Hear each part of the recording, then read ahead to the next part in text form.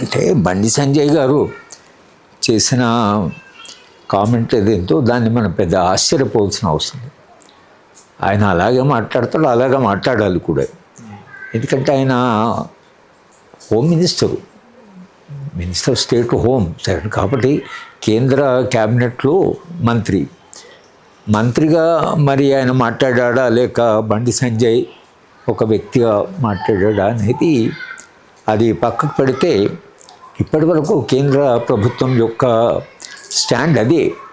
కేంద్ర ప్రభుత్వం ఇంతవరకు శాంతి చర్చల విషయంలో వాళ్ళు స్పందించలేంటే దాని అర్థం ఏంటంటే వాళ్ళు చర్చలు ఉండవని ఇంతదాకా అనుకున్నట్లుగా ఉంది. తర్వాత మారుతుందేమో తెలియదు.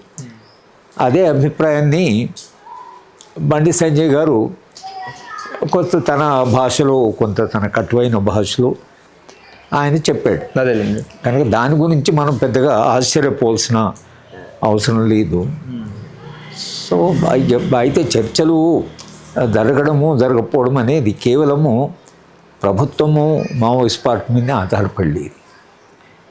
సరే, ఏ కారణం వల్ల అయితేంది మావోయిస్ట్ పార్టీ మేము శాంతి చర్చలకు సిద్ధంగా ఉన్నాం అని ఒక మాట అన్నారు.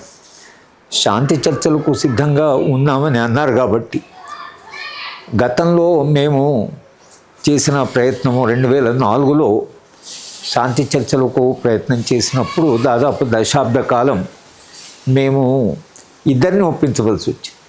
అప్పుడు మావోయిస్ట్ పార్టీ కూడా శాంతి చర్చలకు సిద్ధంగా లేదు. కానీ వాళ్ళని ఇటు ప్రభుత్వాన్ని ఒప్పించవలసి వచ్చింది.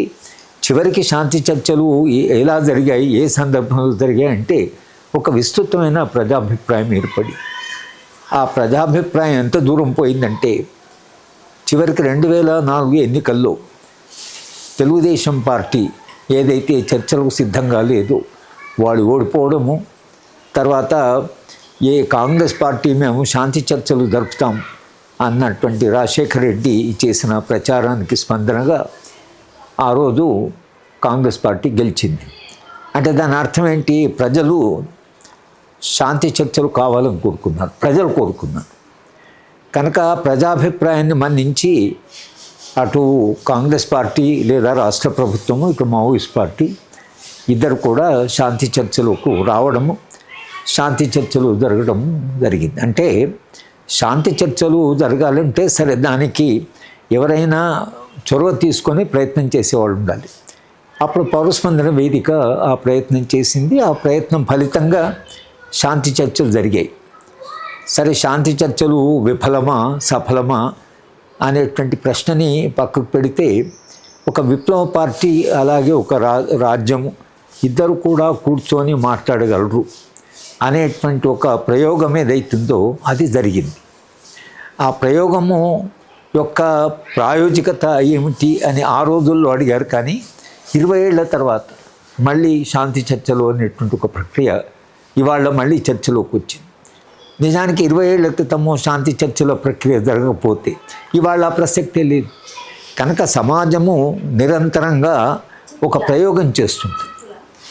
అంటే ప్రయోగాలు విఫలమవుతాయా సఫలమవుతాయా, కానీ ప్రతి ప్రయోగము ఒక అనుభవాన్ని సమాజానికి మిగిలిపెట్టి ఇవాళ కూడా శాంతి చర్చలు జరగాలి అంటే బండి సంజయ్ గారు ఆయన అభిప్రాయం ఆయన చెప్తున్నారు. కానీ శాంతి చర్చలు జరగడం అనేది అది ఎవరి మీద ఆధారపడి ఉందంటే సమాజం మీద ఆధారపడి, పౌర సమాజం మీద ఆధారపడి.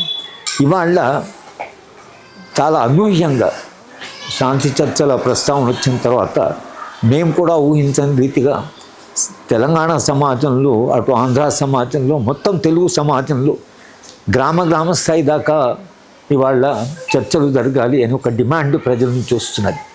భిన్న రాష్ట్రాల్లో ప్రొసెషన్ జరుగుతున్నాయి, భిన్న ప్రాంతాల్లో కాన్ఫరెన్సెస్ జరుగుతున్నాయి. ఆల్ ఇండియా లెవెల్లో ప్రఖ్యాతమైనటువంటి వాళ్ళు, ప్రతిష్ట కలిగినటువంటి వాళ్ళందరూ ఇవాళ శాంతి చర్చలు జరగాలని ముందుకొచ్చారు. ఈ ప్రజాభిప్రాయం అయితే ఇవాళ అది అంటే ఇవాళ ఏదైతే ఉధృతమవుతుందో లేదా అది విస్తృతమవుతున్నదో, బహుశా ఈ